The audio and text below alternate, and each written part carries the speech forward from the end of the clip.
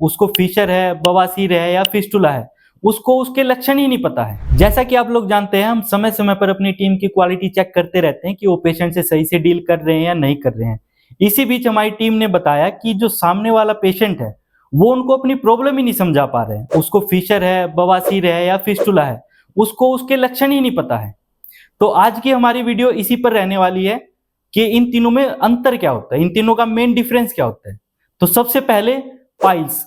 Piles दो प्रकार की होती है आपकी, एक एक्सटर्नल पाइल्स होती है, एक इंटरनल पाइल्स होती है। मल द्वार में जो आपकी छोटी छोटी नसें होती हैं, हार्ड लैटरिंग आने की वजह से या ज्यादा फोर्स लगने की वजह से उनमें सूजन आ जाती है और वो एक गुच्छा बना लेते हैं, जिसको आप मस्सा भी बोलते हो। अगर वो मस्सा आपका मल द्वार के अंदर की तरफ है तो आपको ये इंटरनल पाइल है और इसमें आपको ब्लीडिंग बहुत ज्यादा हो सकती है। और एक्सटर्नल पाइल में क्या होता है, आपका जो मस्सा है वो हार्ड लैटरिंग के साथ या ज्यादा फोर्स लगाने की वजह से एक टाइम पे बाहर निकल आता है, जिसको आप एक्सटर्नल पाइल बोलते हो। उसके बाद आता है आपका फिशर।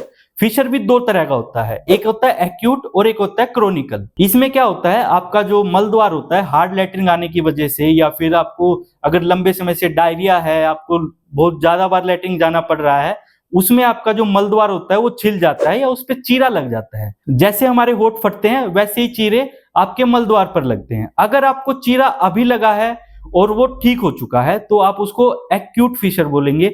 अगर आपको वो चीरा बार बार लग रहा है, कॉन्स्टिपेशन आपकी लगातार बनी हुई है और वो चीरा आपको बार बार लगता जा रहा है, तो आप उसको क्रोनिकल फिशर बोलते हैं।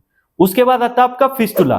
फिस्टुला में क्या होता है, एक फुंसी या एक नॉर्मल लैंग्वेज में बोल लीजिए एक फोड़ा आपके जो मल द्वार होता है उसके साइड में, आगे पीछे कहीं पे भी निकल सकता है। ये क्या होता है, एक रास्ता बन जाता है। आपका जो रेक्टम होता है, एक ओपनिंग वहां होती है और एक ओपनिंग इसकी इस फोड़े के ऊपर होती है। इस फोड़े में आपका पस भर जाता है। जब ये पस निकलता है आपको चैन मिलता है, फिर दोबारा फिर भरता है, फिर आपको दर्द होने लगता है, फिर ये फूटता है, फिर पस निकलता है। ये प्रोसेस आपका चलता रहता है, इसको हम फिस्टुला बोलते हैं। तो आप अपनी बीमारी को पहचानिए, आपको क्या है, बवासीर है, फिशर है या फिस्टुला है, और तब हमारे पास कॉल करिए, अपनी समस्या बताइए और इस बीमारी का सटीक इलाज पाइए।